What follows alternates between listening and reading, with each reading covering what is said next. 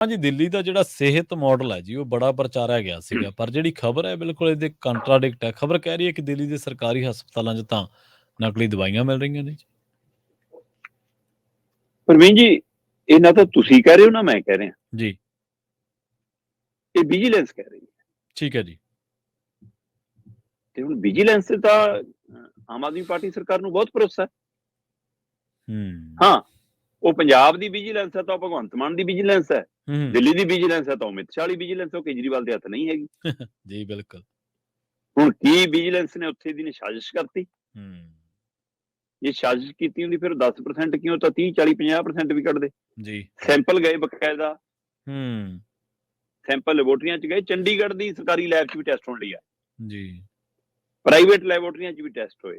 ਹੂੰ, ਜਿਹੜੀਆਂ ਦਿੱਲੀ ਦੇ ਸਰਕਾਰੀ ਹਸਪਤਾਲਾਂ 'ਚ ਦਵਾਈਆਂ ਉਪਲਬਧ ਕਰਾਈਆਂ ਜਾਂਦੀਆਂ, ਹੂੰ, ਹੂੰ, ਉਹ ਦਵਾਈਆਂ ਦੇ 43 ਸੈਂਪਲ ਲੈਬੋਰਟਰੀਆਂ 'ਚ ਟੈਸਟ ਹੋਣ ਲਈ ਗਏ। ਜਦੋਂ ਆਪਾਂ ਅੱਜ ਚਰਚਾ ਕਰ ਰਹੇ ਹਾਂ, ਉਸ ਸਮੇਂ ਤੱਕ 12-13 ਦੇ ਟੈਸਟ ਹੋਣੇ ਅਜੇ ਬਾਕੀ ਸੀ। ਮਤਲਬ 30-31 ਦੇ ਟੈਸਟ ਦੀ ਰਿਪੋਰਟ ਆਈ, ਜਿਨ੍ਹਾਂ ਚੋਂ 5 ਸੈਂਪਲ ਫੇਲ ਹੋ ਗਏ ਜੀ। ਜੀ, ਲਗਭਗ 10% ਦਿੱਲੀ ਦੇ ਵਿੱਚ ਨਕਲੀ ਦਵਾਈਆਂ, ਹੂੰ, ਮਿਆਰੀ ਪੱਧਰ, ਮਿਆਰ ਹੈ ਜਿਹੜਾ ਦਵਾਈਆਂ ਦਾ, ਉਹ ਤੋਂ ਥੱਲੇ ਵਾਲੀਆਂ ਦਵਾਈਆਂ, ਹੂੰ, ਹੂੰ, ਜਾਂ ਜਿਹਦੇ ਨਾਲ ਫਾਇਦਾ ਹੋਣ ਦੀ ਬਜਾਏ ਨੁਕਸਾਨ ਹੋਣ ਦਾ ਖਤਰਾ ਖੜਾ, ਉਹ ਦਵਾਈਆਂ ਹੂੰ, ਮਿਲ ਰਹੀਆਂ ਨੇ ਮਰੀਜ਼ਾਂ ਨੂੰ ਸਰਕਾਰੀ ਹਸਪਤਾਲਾਂ 'ਚ।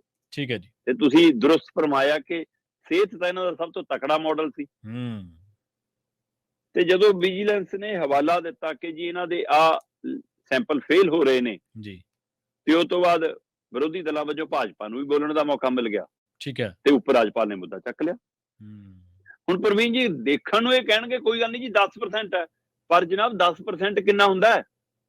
ਜੀ, ਜੇ ਦਿੱਲੀ ਦੇ ਇੱਕ ਸਰਕਾਰੀ ਹਸਪਤਾਲ 'ਚ ਇੱਕ ਦਿਨ 'ਚ OPD 'ਚ 100 ਮਰੀਜ਼ ਆਏ, ਹੂੰ, ਹੂੰ, ਹੂੰ, 10 ਮਰੀਜ਼ਾਂ ਨੂੰ ਨਕਲੀ ਦਵਾਈ ਮਿਲ ਗਈ। ਹੂੰ, ਦਿੱਲੀ 'ਚ ਸਰਕਾਰੀ ਹਸਪਤਾਲ ਦੇ ਸਰਕਾਰੀ ਡਿਸਪੈਂਸਰੀਆਂ ਕਿੰਨੀਆਂ ਨੇ, ਜੀ, ਤੇ ਗਿਣਤੀ ਲੱਖਾਂ 'ਚ ਚਲੀ ਜਾਣੀ। ਹੂੰ, ਤੇ ਉਹਨਾਂ ਮਰੀਜ਼ਾਂ ਦਾ ਕੀ ਕਸੂਰ ਹੈ ਜੀ? ਇਹੀ ਕਿ ਉਹ ਸਰਕਾਰੀ ਹਸਪਤਾਲ 'ਚੋਂ ਦਵਾਈ ਲੈ ਰਹੇ ਨੇ। ਜੀ, ਤੇ ਉਪ ਰਾਜਪਾਲ ਜੀ ਕਹਿੰਦੇ ਕਿ ਇਹ ਬਹੁਤ ਗੰਭੀਰ ਮਾਮਲਾ ਹੈ, ਹੂੰ, ਇਸ ਮਾਮਲੇ ਦੀ ਜਾਂਚ CBI ਨੂੰ ਕਰਨੀ ਚਾਹੀਦੀ ਹੈ। ਜੀ, ਤੇ ਦੂਸਰੇ ਪਾਸੇ ਉਹ ਕਹਿੰਦੇ ਕਿ ਇਹ ਵੀ ਜਾਂਚ ਹੋਣੀ ਚਾਹੀਦੀ ਹੈ ਕਿ ਕੀ ਇਹ ਕੱਲਾ ਇਹ ਦਵਾਈਆਂ ਦਾ ਜਿਹੜਾ ਸਪਲਾਇਰ ਨੇ, ਹੂੰ, ਹੂੰ, ਜਿਹੜੇ ਦਵਾਈ ਉਪਲਬਧ ਕਰਾਉਂਦੇ ਨੇ, ਇਹਨਾਂ ਦੇ ਵੈਂਡਰ ਨੇ, ਉਹ ਕੱਲੇ ਕੀ ਸਰਕਾਰੀ ਹਸਪਤਾਲਾਂ ਤੱਕ ਹੀ ਸੀਮਤ ਹੈ ਜਾਂ ਮੁਹੱਲਾ ਕਲੀਨਿਕਾਂ 'ਚ ਇਹੀ ਪਹੁੰਚਾਉਂਦੇ ਨੇ?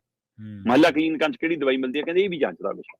ਜੀ, ਤੇ ਭਾਜਪਾ ਵਿਰੋਧੀ ਧਿਰ ਹੈ, ਉਹਨੂੰ ਮੌਕਾ ਮਿਲਿਆ, ਉਹ ਕਹਿੰਦੇ ਨਹੀਂ ਜੀ, ਇਹਦੇ ਵਿੱਚ ਤਾਂ ਸ਼ਾਮਲ ਹੈ ਕੇਜਰੀਵਾਲ ਤੇ ਉਹਦੀ ਧਿਰ ਹੈ। ਹੂੰ, ਉਹ ਕਹਿੰਦੇ ਜੀ ਇਹ ਘੁਟਾਲਾ ਹੈ ਜੀ, ਸ਼ਰਾਬ ਘੁਟਾਲੇ ਤੋਂ ਬਾਅਦ ਵੱਡਾ ਮਸਲਾ ਜੀ। ਤਾਂ ਜੀ, ਜਿਵੇਂ ਸ਼ਰਾਬ ਵਾਲੇ 'ਚ ਕਮਿਸ਼ਨ ਸੈੱਟ ਹੋਊਗਾ ਜੀ, ਇੱਥੇ ਦਵਾਈਆਂ ਵਾਲੇ 'ਚ ਹੋਊਗਾ। ਅਗਲੇ ਦੋਸ਼ ਲਾ ਰਹੇ ਨੇ, ਹੁਣ ਕੇਜਰੀਵਾਲ ਜੀ ਦੇਣ ਜਵਾਬ। ਜੀ, ਮੈਂ ਕਹਿੰਦਾ ਭਾਜਪਾ ਰਾਜਨੀਤੀ ਕਰ ਰਹੀ ਆ, ਹੂੰ, ਹੂੰ, ਪਰ ਤੁਸੀਂ 10% ਦੇ ਹਵਾਲੇ ਨਾਲ ਲੋਕਾਂ ਦੇ ਫਿਕਰ ਦੇ ਨਾਲ ਤਾਂ ਸਾਹਮਣੇ ਆਓ। ਹੂੰ, ਤੁਸੀਂ ਤਾਂ ਆਪਣਾ ਫਰਜ਼ ਨਿਭਾਓ। ਜੀ, ਦਿੱਲੀ ਮਾਡਲ ਪੰਜਾਬ 'ਚ ਵੀ ਲਾਗੂ ਆ, ਹੂੰ, ਹੂੰ, ਤੇ ਇਸ ਗੱਲ ਦਾ ਫਿਕਰ ਪੰਜਾਬ ਨੂੰ ਵੀ ਪਿਆ ਕਿ ਕਿਤੇ ਸਪਲਾਇਰ ਆਪਸ 'ਚ ਚੇਨ ਤਾਂ ਨਹੀਂ ਕੋਈ ਜੁੜਦੀ, ਜਿਵੇਂ ਸ਼ਰਾਬ ਵਾਲੀ ਸੇਮ ਲਿਆਂਦੀ ਕਾਪੀ, ਹੂੰ, ਉਵੇਂ ਇੱਥੇ ਵੀ ਕੋਈ ਉਹ ਤਾਂ। ਵੈਸੇ ਤਾਂ ਆਮ ਤੌਰ ਤੇ ਉੱਤੇ ਪੰਜਾਬ ਦੇ ਜਾਂ ਦੇਸ਼ ਦੇ ਮੈਡੀਕਲ ਸਟੋਰਾਂ ਤੋਂ ਕਈ ਵਾਰ ਇਹ ਮਾਮਲੇ ਸਾਹਮਣੇ ਆਉਂਦੇ ਰਹਿੰਦੇ ਨੇ ਜੀ, ਕਿ ਨਕਲੀ ਦਵਾਈਆਂ ਹੈ ਨਾ, ਨਕਲੀ ਇੰਜੈਕਸ਼ਨ, ਨਕਲੀ ਟੀਕੇ ਹੈ। ਪਰ ਇਹਦਾ ਮਤਲਬ ਇਹ ਥੋੜਾ ਕਿ ਸਾਰੇ